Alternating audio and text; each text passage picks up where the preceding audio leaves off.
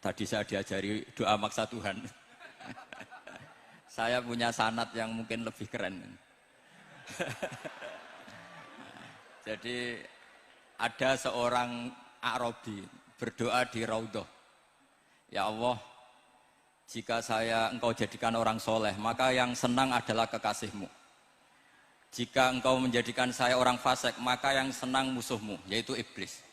Tinggal jenengan mau menyenangkan kekasihmu apa musuhmu. Akhirnya ada hatif, ya sudah, soleh saja soleh, doa kok gitu. Artinya kalau seseorang soleh yang suka siapa? Rasulullah. Rasulullah berstatus Habibullah. Ya Allah, kalau engkau jadikan aku orang soleh yang suka kekasihmu. Kalau aku jadi orang fasik yang suka musuhmu. Terserah jenengan mau menyenangkan musuhmu apa menyenangkan kekasihmu. Coba ampun, terserah jenengan. Tentu pilihannya Allah menyenangkan kekasih Allah. Itu saya ijazahkan ini. Semoga agak diterima. Covid. Jadi kalau di Ihya itu ada Kitabul Wujdi, ada yang baca Al-Wajdi. Tinggal zaman mondok ngarokati apa enggak tahu saya. Resiko mondok Lirboyo memang gitu, kata Mbah Mun itu harus semuanya diharokati. Tapi kata Mbah Mun ini sarang, jangan harokati semua, jangan maknani semua. Kalau dalil di sini katanya kan apa itu al ilmu sayyidun wal kitabatu qaiduhu. Jadi ilmu itu ibarat hewan liar, supaya enggak liar dicancang gitu. Tapi kata Mbah Mun ambek cancang kabeh ya ketekeken mati gitu. Jadi ini nah saya ini kan dikatakan Gus Kafafi tadi cucu murid. Ini saya senang sekali karena memang saya jarang mau diundang pengajian umum. Karena diundang itu artinya kan makmur diperintah. Sehingga ini sekaligus maklumat yang enggak merasa mbah guru jangan ngundang saya, itu kualat nanti karena saya berkali-kali bilang hormat kiai itu wajib, tapi ngatur kiai itu haram. Jadi aturan mainnya jelas, hormat kiai itu wajib, seneng kiai wajib, tapi kalau ngatur kiai haram. Ngatur itu ya fatwa itu fatwa ya. Begini, saya ini baru neliti, mungkin ini tahadus bin nikmat. Saya berkali-kali rembukan sama, termasuk diantaranya sama Profesor Quraish Shihab. Itu mau menjadikan manhajul Quran itu mudah. Di antara kitab yang saya pelajari serius itu kitab Syajaratul Ma'arif. Nanti sebagian tak tinggal di sini biar diajarkan Gus Rikza.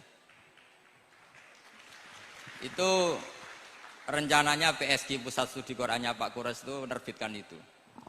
Sementara ini sekarang di UI Universitas Islam Indonesia saya juga ngajar kitab itu. Kitab itu begitu mudah menjadikan Quran itu pegangan. Kalau di sini katanya mau dimilenialkan itu, milenial itu. Itu begini, misalnya begini. Ini saya beri contoh.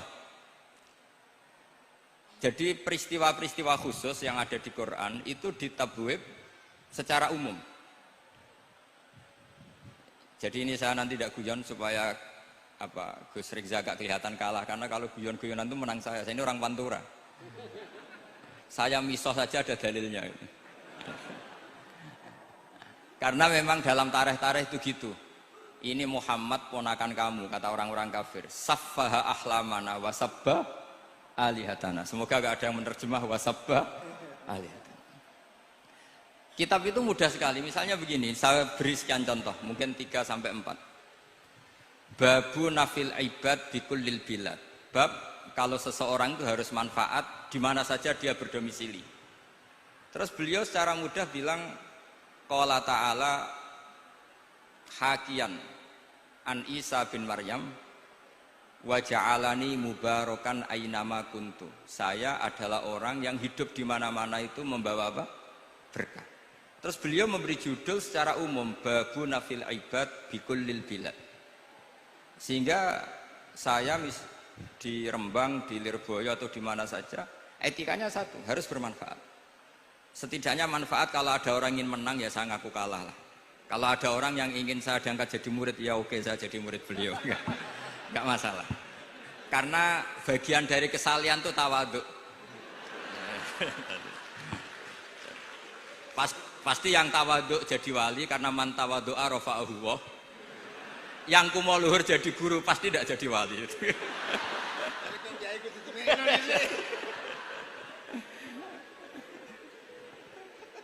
Terus ada bab yang sesuai dalam konteks Indonesia.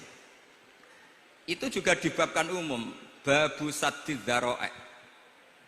Bab menutup pintu potensi-potensi yang enggak baik. Terus beliau mengutip qala ta'ala wala tasubbul ladzina yad'una min dunillahi fayasubbullaha adwam bighairi ilm.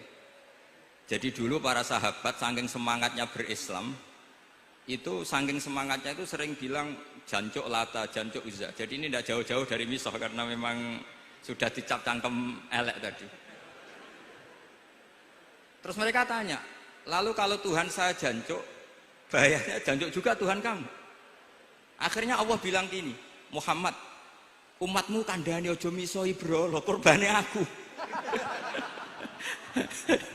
Makanya terusannya ayat fayasubbuha adwam bil khairi. Dan itu oleh Syekh Izzuddin bin Abdissalam yang dikenal sebagai Sultanul Aulia itu dibabkan mudah sekali. Babu saddid dzara'i.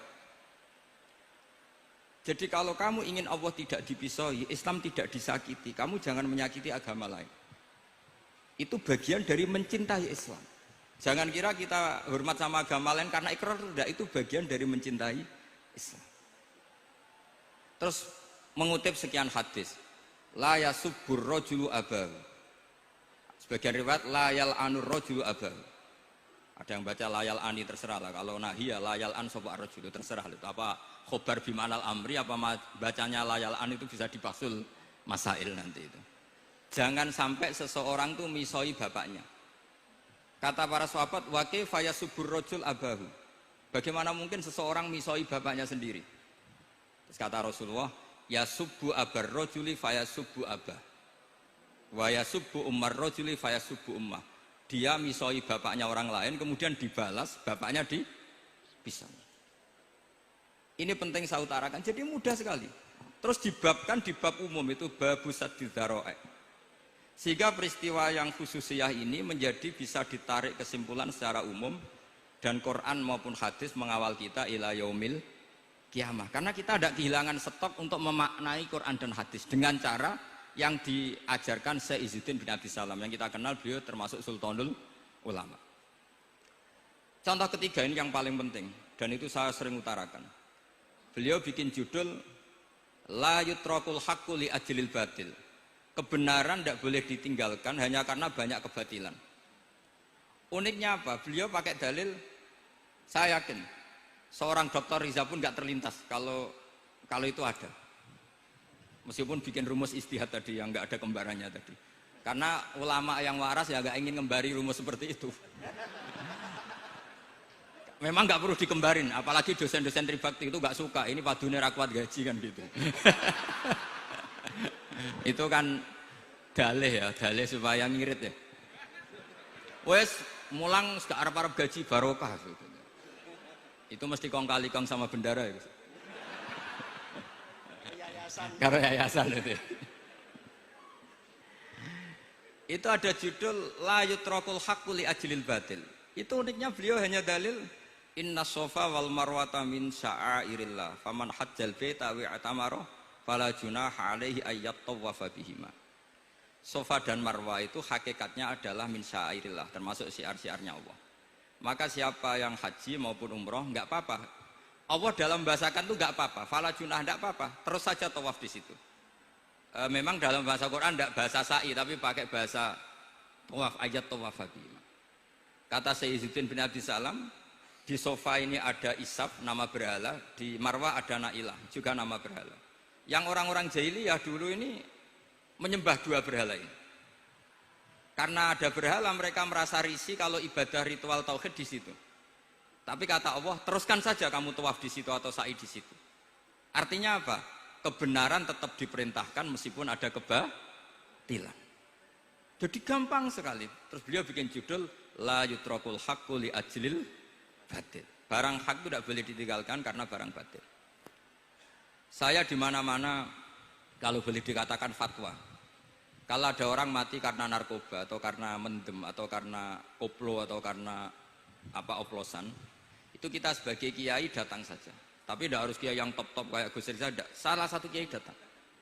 Karena sekali kita tidak datang, mereka akan menciptakan tradisi baru dalam penguburan. Kiai ratekong, soleh-soleh ratekong, dipendem ala mereka. Didekno ambek diminumi arak. Sehingga kita datang ini karena apa? Sebetulnya demi melaksanakan syariat Islam, memperlakukan janazatu muslim. Kita kelola secara Islam. Meskipun mangkel, kita mangkel, wong mati kok oplosan. Mati-mati pas sujud kan keren. Atau mati karena gaji terlambat kan keren. Ini mati kok. Atau mati karena miskin telat apa? Gaji kan keren, tirakat lah, konaah. Nah. Betul, ini mas-mas kalau yang mencintai Mbak tidak kesampaian, syahid cinta itu juga syahid. Asal tidak pernah lihat, tidak pernah SMS. Ngempet tok, itu kalau mati itu syahid. Tapi syaratnya nggak ngelihat, nggak nge-SMS, nggak WA. Pokoknya seperti itu. Nah, ini penting saya utarakan. Saya pernah diundang salah satu acara akad nikah. Itu yang undang itu nanggap ketoprak. Gus, nanti ada ketoprak di rumah saya, tapi jangan nggak usah lihat itu. Tapi jam 9 ngakatkan anak saya. Ya saya datang. Pas itu memang nggak ada udzur, saya datang. Itu sudah ada biduannya banyak di situ. Kenapa saya datang? Pikiran saya tadi.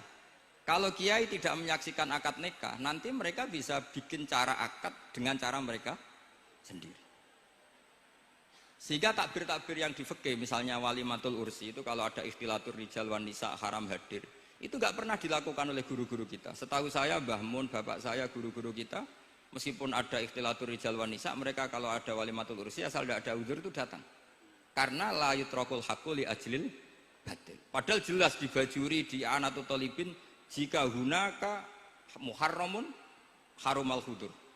Entah kalau Gus Rizal baca hurrimal hudur atau harumal hudur, tidak tahu. Saya ini kan bisa debat ini.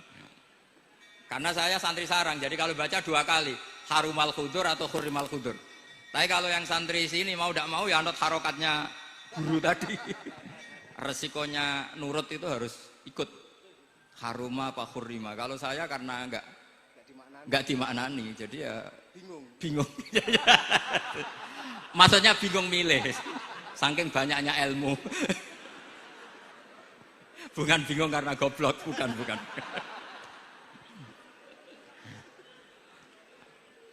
Ini penting saya utarakan. Jadi judul itu penting sekali. La yutrokul haqqu li ajlil batil. Contoh keempat, babu tolabil manzilah. Seorang yang terpercaya itu boleh cari pangkat di pemerintahan. Beliau dalilnya gampang sekali. Yusuf ketika merasa mampu mengendalikan ekonomi, ketahanan pangan zaman itu, beliau matur ke Aziz, ke penguasa Mesir, qala ja'alni ala khazainil ardh. Jadikan saya sebagai pengelola hasil bumi. Ini hafizun alim, saya ini orang terpercaya, saya ini orang yang pinter. Maka ngaku pinter itu boleh asal pinter betul.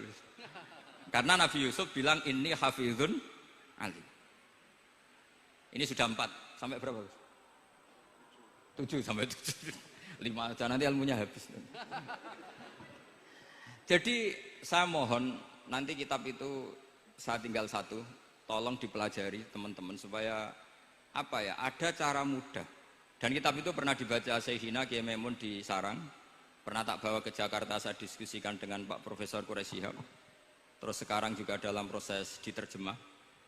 Tapi saya mohon ini yang nggak penting, terjemahnya itu tidak penting sebenarnya. Ini anak-anak Lirboyo kan bisa ngartikan sendiri, bukan sekedar terjemah tapi ngartikan sendiri. Itu unik, cara memahami itu unik sekali dan mudah. Jadi setiap peristiwa khusus itu diberi judul umum. Nah barokahnya judul umum ini, Quran itu menjadi ngawal kita ila yaumil qiyamah. Tapi kalau itu kamu anggap ini peristiwa Yusuf, ini peristiwa Yakub, peristiwa Ibrahim, maka seakan-akan Quran itu tidak untuk kita. Makanya tadi misalnya wala tasubul ladina dibabkan babu saddid dzara'i. Itu semudah itu, segampang itu. Sehingga dalam kitab Minhajul Abidin diterangkan ada seorang wali yang takut dosa karena banyak perempuan cantik yang pakai celana pendek, banyak bulat lah di dunia itu. Singkat cerita dia uzlah, Dia santai-santai di gunung makan rerumputan. Terus ada wali yang kelasnya lebih tinggi. Kamu di sini ngapain uzlah? Kenapa? Meninggalkan dosa. Terus digojlok sama wali yang lebih senior. Kira-kira ya saya gojlok Gus Rizal kalau gitu. Kata si wali yang lebih senior tadi, taraktum ummata Muhammadin fi aidil mubtadi'ah. Sebetulnya kamu itu tidak menghindari dosa, tapi malah parah.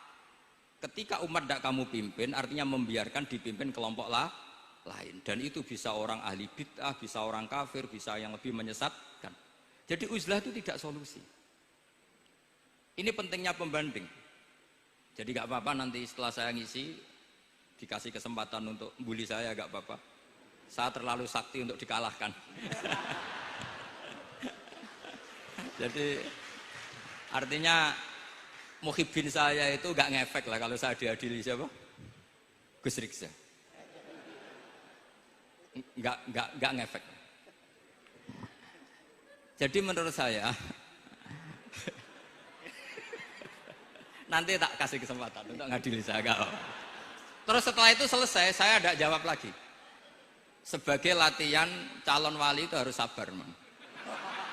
Jadi wal kadhiminal ghaidha wal afina anin nas. Jadi setelah saya dibully nanti saya bilang sudah saya maafkan, wassalamualaikum, terus gitu.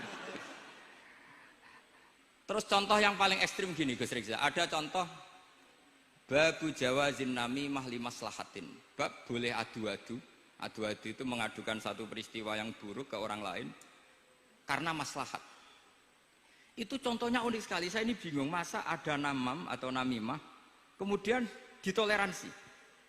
Terus beliau pakai dalil wajah arojulum min aqsal madinati yas'a. Qala ya Musa innal mal'a ya'tamiru nabikal yaqtulu kafakhrus innilaka minan nasihin. Musa, saya ini pegawai kerajaan Fir'aun. Saya termasuk perwira di kerajaan Fir'aun. Saya tahu rapat tadi malam itu memutuskan menangkap kamu untuk dibunuh. Maka kamu harus secepatnya keluar dari Mesir. Itu kan sebetulnya tipikalnya agak namimah, adu-adu, tapi limas lahatin. Itu mudah sekali kitab itu. Jadi saya mohon anak-anak tribakti yang mau mengkaji Quran ingin alim pakai kitab itu. Saya jamin kalau khatam pasti alim. Khatam paham maksudnya. Daripada sampean pakai metode usul fikih itu keruwetan karena selain judulnya sudah ruwet. Ulul usul itu sudah ruwet. Dulu saya ngaji di sarang itu semua satu kelas itu semuanya dapat 4 terus. Kecuali saya tidak dapat nilai karena gurunya bingung biji. Tidak tahu bingungnya itu karena dianggap terlalu alim atau terlalu goblok, tidak tahu saya. Yang jelas usul fikih saya itu nggak ada nilainya. Begini kalau dalam usul fikih kan begini. Ya ini agak menghormati pasca sarjana, jadi agak-agak ruwet biar kesannya itu ya intelek atau pinter lah gitu.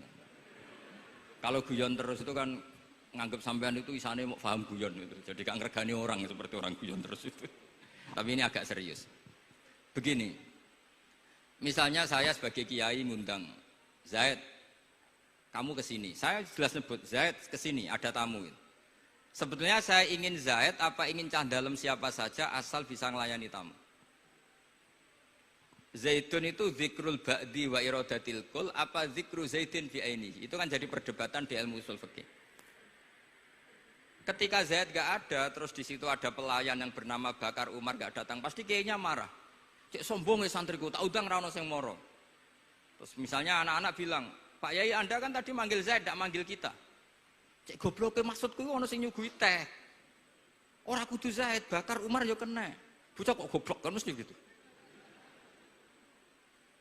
Artinya gini, menyebut aktor dalam Quran atau hadis itu yuradu syakhsun bi'ainihi, apa itu bagian dari zikrul ba'di wa iradatil. Sehingga semua peristiwa di Quran entah itu nyebut Fir'aun berarti mewakili orang tokoh, orang yang lanjut. Menyebut Musa mewakili orang baik. Apa bagaimana? Itu jadi perdebatan. Lah itu di kitab usul fikih itu penjelasannya ruwet sekali. Sehingga mungkin misalnya begini dalam satu kaidah usul fikih. Hormati tamu yang datang ke saya, siapa saja. Setelah itu saya ralat. Hormati Zaid jika datang bertamu ke saya. Dalam usul fikih itu potensi Zaid ini menjadi mukhassis, berarti siapa saja menjadi batal karena ditaksis kata Zaid. Ada potensinya begini, siapa saja tetap berlaku dan kiai menyebut Zaid adalah zikru ba'di afrodi dzalikal kulli, menyebut individu dari kuliah yang masuk. Jadi tetap hormati tamu siapa saja. Yang termasuk siapa saja adalah Zaid.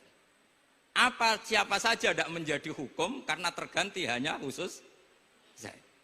Itu jadi perdebatan di perdebatan usul fikih. Jadi terlalu ruwet. Tapi kalau di kitab tadi yang Syajaratul Ma'arif karangannya Izzuddin bin Abdissalam, itu gampang sekali.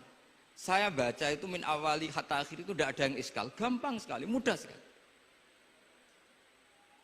Karena tadi mungkin dikarang ahlinya dan dibaca oleh ahlinya, jadi gampang sekali ini. Jadi semudah itu. Istidlal itu gampang sekali. Ya saya ulang lagi tadi, karena ditulis orang ahli dan dibaca oleh orang ahli. Tapi saya pastikan kitab itu tuh mudah sekali. Kenapa saya menyarankan begitu? Karena begini. Sekarang itu banyak orang menafsirkan Quran karena hanya melihat terjemah atau dengar-dengar dari orang lain. Sementara kita yang gudangnya, kita ya semua lah, santri, sarang, lirboyo semua, itu tidak mau memulai.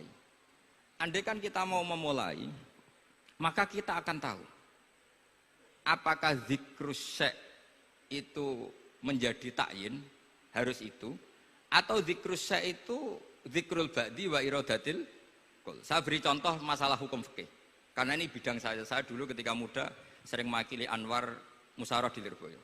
Dulu yang makili Lirboyo Gus Isom. Gus Rizal belum musuh saya dulu, belum musuh saya dulu. Jadi kalau musuh saya itu terlambat, saya sudah sufi, sudah agak ahli fikih, sudah pensiun, bukan karena sudah bodoh, tapi sudah ben diurusi sing nom-nom gitu. Sudah makom saya sudah ndak itu sudah. Ndak tahu entah makom saya dari mana, ndak tahu saya. Misalnya begini, saya beri contoh. Di antara yang nggak boleh dalam pernikahan adalah wa antajma'u bainal ukhtain. Menikahi mbaknya plus adiknya, fi nikahin wahid, tahta rajulin wahid. Jadi nggak boleh mempoligami mbak bersama adiknya. Kalau kita percaya zahirun nas, maka yang haram hanyalah wayoh atau berpoligami mbak dan adik. Dan itu bahaya kalau Anda memahami seperti itu. Zaman Rasulullah Sugeng ngendikan ditambahi satu tok sama Nabi. Wala benal mar'ati wa ammatiha wala benal mar'ati wa kholatiha. Itu kalau orang Jawa kan satu, karena bulik dan bude orang Jawa itu sama, dari bapak ya bulik, dari ibu juga bulik. Tapi kalau orang Arab bilang min jihatil ab disebut ammah, min jihatil dikatakan kholah. Nabi zaman Sugeng itu hanya nambah itu tok. Juga agak boleh menikahi ponaan plus buliknya atau menikahi buliknya plus ponaannya. Kemudian oleh ulama fikih ditambahi satu kaidah.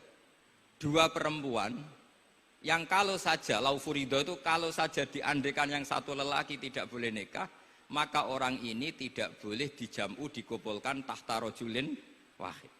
Berarti memasukkan siapa saja? Mbah dan cucunya, perempuan dan buliknya, perempuan dan saudaranya.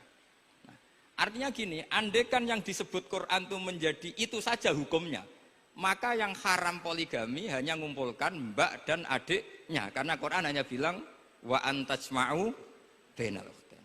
Tapi tentu itu kebodohan. Mesti gak tahu ngaji usul fikih. Kitab yang pantangannya orang banyak, ya pantangannya gurune bareng. Jadi itu bukan pantangan muridnya saja, ya pantangan gurune bareng. Akhirnya apa? Itu kita analisis bahwa ini mimbabi dzikril ba'di wa iradatil kul. Mungkin ada ulama yang era Imam Syafi'i meredaksikan wa antajma'u bainal ukhtain ibaratun anil jam'i bainal mahromen. Apapun itu, tetap ukhtain di sini itu satu percontohan mengumpulkan dua perempuan yang ada hubungan mahram, entah karena saudara kandung atau bulik bude atau mbah sama cucu. Lalu pertanyaannya, kenapa Quran tidak menyebutkan mbah dan cucu? Kebayang nggak misalnya Gus Rizza nikah orang perempuan cantik umur 25 plus mbahnya umur 70 tahun? Nggak mau membayangkan. Katanya tidak mau membayangkan. Artinya gini, orang waras itu tidak akan melakukan seperti itu, maka nggak perlu dilarang.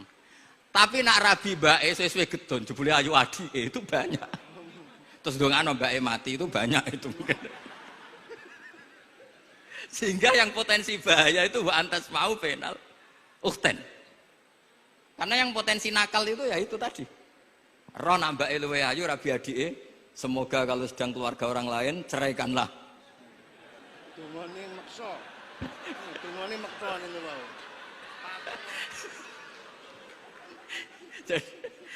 Jadi ini penting saya utarakan. Jadi ini serius tapi saya tetap rileks. Jadi mohon dipelajari lah usul fikih. Kalau usul fikih Anda kesulitan, pelajari saja kitab Syajaratul apa?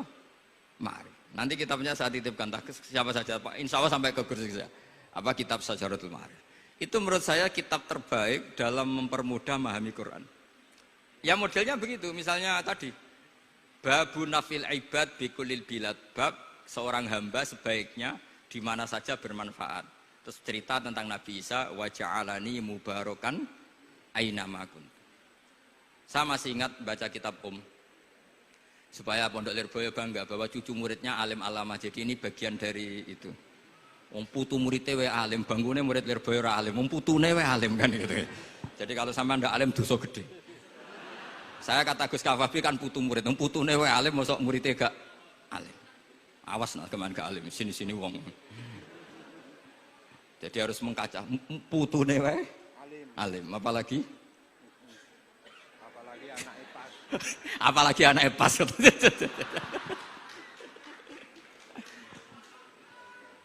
Jadi tadi sampai mana Gus? Lupa ya. Sampai adik ayu. Adik ayu. Mbake sing ayu. Ditungakno tadi. Ya ditungane bentang mati adike oleh mbake. Tapi adike mati Gus. Saya teruskan lagi ya. Jadi kalau saya masih ingat baca kitab karangannya Imam Syafi'i dalam tema yang mirip ini. Ketika beliau ditanya, boleh ndak seorang lelaki uzubah tidak nikah? Waqat qala Rasulullah sallallahu alaihi wasallam an nikah sunnati faman rahiba an sunnati falaysa minni. Itu kata Imam Syafi'i. Ya kalau dia tidak nikah karena benci sunnah Rasulullah itu buruk. Tapi kalau karena takdir dia tidak suka nikah atau gak payu rabi ya gak apa-apa. Terus Imam Syafi'i ditanya, apa dalilnya? Jawabnya Imam Syafi'i itu rileks sekali. Inna wa ta'ala dzakara abdan sholihan wa wasofa bi annahu hasur. Terus beliau baca ayat wa sayyidaw wa hasura wa nabiyyam minas sholihin. Allah itu menyebut sekian hambanya yang soleh. Dan di antara hambanya yang soleh itu berstatus hasur, orang yang tidak nikah. Artinya tidak nikah itu bukan mengganggu kesalehan. Maka uzubah itu halal. Semudah itu dulu orang memahami Quran. Kok sekarang jadi sulit itu salah gurunya apa salah muridnya? Jadi ini cobalah di apa ya, saya memang ingin supaya Pondok Lirboyo itu mudah sekali paham Quran. Saya ini termasuk heran ya, kenapa saya yang ngomong tafsir itu menurut saya biasa saja sama. Tapi saya kata orang banyak itu sudah mufassir. Kenapa saya ngomong biasa saja? Karena ya tadi dengan perangkat-perangkat ilmu kayak usul fikih, kayak fikih sendiri, termasuk kitab Syajaratul Ma'arif, memang memahami Quran itu gampang. Wong kafir saja bisa paham dulu. Umar ketika paham Quran itu belum Pondok Lirboyo. Masih kafir. Enggak pernah jadi mustahik. Apalagi wakil rektor, enggak pernah. Tapi ketika adiknya Fatimah baca Quran, Toha ma anzalna alaikal Qur'ana litashqa illa tazkiratan liman, itu dia paham dan menjadi masuk Islam. Itu coba fahamnya itu sama ngajinya dulu mana? Dulu fahamnya karena Quran itu muyassar, mudah. Pernah ada seorang ustadz yang mungkin kalau sekarang agak ekstrim lah. Sama ndak usah bilang cingkrang, ndak usah, pokoknya agak ekstrim ini. Kamu kok senengannya nuduh orang itu. Sampai saya kadang ketularan, saya ini orang baik gak suka nuduh orang. Itu ada orang yang agak ekstrim itu, datang ke Harun Ar-Rasyid. Ya Amirul Mukminin gitu. Inni nasihun laka famusaddidun alaika. Fala tajidanna alayya fi nafsika syai'an. Saya ini orang baik-baik, ingin nasihati jenengan, cuma saya agak kasar. Musaddid itu agak kasar. Dalam bahasa Arab musaddid siddah itu kasar. Kasar atau tegas, kasar lah dalam konteks ini maknanya kasar. Fala tajidanna fi alayya fi nafsika syai'an, mohon jangan dimasukkan hati. Apa kata Harun Rasyid? Ngendikan itu mudah sekali dan itu sangat Qur'ani. Kata Harun Rasyid, uskut ya ustad. Sebagian riwayat uskut ya jahil. Hei orang bodoh, kamu diam. Inna Allaha ta'ala ba'atha man huwa khairun minka ila man huwa syarrun minni. Wa ma'a dzalika qala ta'ala faqula lahu qawlan layyinan la'allahu yatadzakkaru aw yakhsha. Kamu diam hei ustad bodoh. Allah Ta'ala itu mengutus orang yang lebih baik ketimbang kamu, yaitu Nabi Musa, ke orang yang lebih buruk ketimbang saya, yaitu Fir'aun. Itu saja harus beretika. Faqula lahu qawlan layyinan. Kok kamu sama-sama muslim mau main kasar sama saya? Kitabnya mana? Kira-kira seperti itu. Akhirnya Ustadz tadi, ternyata jenengan lebih alim, boten sios. Semudah itu orang memahami Quran. Inna wa ta'ala qad ba'asa man huwa khairun minka ila man huwa syarrun minni. Fa inna wa ta'ala ba'asa Musa. Wa Musa tentu lebih mulia ketimbang Ustadz ini. Ila man huwa syarrun minni. Saelek-elek Harun Rasyid itu jelek Fir'aun. Musa yang Rasul yang orang sangat baik diutus ke orang yang sangat buruk yaitu Fir'aun, itu saja beretika faqula lahu qaulal layyin, harus sopan. Jadi kayak apa? Saya bayangkan kayak apa bahagianya kita kalau melihat santri-santri ini memahami Quran seperti ini. Itu kan mudah, nggak perlu dokter, bisa juga perlu. Bisa, maksudnya bisa. Nggak perlu dapat honoris causa dari apa tadi? Profesor cangkem elek tadi. Profesor bidang cangkem elek. Jadi karena Quran itu dalil, kata Ibnu Abbas, Al-Quran dalil. Dalil itu mudah ditaklukkan. Dibawa kemana saja itu bisa. Nah ini yang terakhir, khasnya NU itu wasilah. Ini terakhir, nanti setelah ini selesai. Tapi saya mohon MC atau moderator atau siapalah ngasih waktu Gus Rizal untuk bully saya. Dan saya jamin tidak tak balas. Tidak tak balas dan saya latihan legowo tadi wal afina aninas. Sudah itu kata Rasulullah kan gitu, orang yang meninggalkan debat padahal dia benar banawahu betan fi rabbil jannah. Jadi sudah saya ingin masuk surga lah, tidak usah repot-repot berdebat. Wasilah misalnya Gus Kafabi niru Mbah Makhros atau Mbah Mun niru Mbah Karim niru Mbah Khalil Bangkalan sampai guru-gurunya. Karena zuriyatam ba'duha min ba'd. Saya juga alhamdulillah kemarin 3 bulan yang lalu, 4 bulan yang lalu Pak Said itu nyari nasabnya di Kudus. Kebetulan beliau sudah dengar-dengar kalau saudaranya Mbah Sahal. Mbah Sahal itu sepupunya Mbah saya, nyari-nyari ketemu beliau senang sekali. Cuma terakhir tanya saya, Gus saya dengan kamu tua mana? Tua saya, buyut kamu adik buyut saya, kata saya. Nyai Fadilah itu saudaranya buyut saya, Mbah Maksum buyut saya. Yang di Pondok Damaran, saya sampai sekarang masih ngajar di Pondok Damaran, belakangnya Masjid Menoro itu. Mbah Mun pernah cerita gini, orang itu banyak yang anti wasilah. Wasilah itu ya niru guru, gurunya guru. Langsung niru Kanjeng Nabi. Atau langsung niru pangeran kan. Itu Mbah Mun, saya masih ingat betul, dalilnya mau ihdinas siratal mustaqim siratal ladzina an'amta 'alaihim. Jalan yang lurus adalah mengikuti orang-orang yang telah engkau beri nikmat. Kenapa Allah tidak ngendikan siratoka, jalan kamu, jalan engkau? Allah itu tidak makan. Bagaimana cara kita niru Allah makan? Wong Allah tidak makan. Allah tidak tidur. Bagaimana kita niru Allah tidur? Fa inna Allaha la ya'kulu wa la yanam wa la yashrab. Nah, niru itu ya orang, kata Bamun, karena manusia itu hadis, Allah itu qadim. Jadi tidak ada hubungannya barang hadis dan barang qadim. Jika kalau ingin niru ya niru manusia. Manusia itu siapa? Ya tentu masternya Rasulullah. Tapi kan walau lala ulama lama arafnal anbiya. Tanpa ulama kita tidak tahu Nabi melakukan apa karena ini butuh sanad.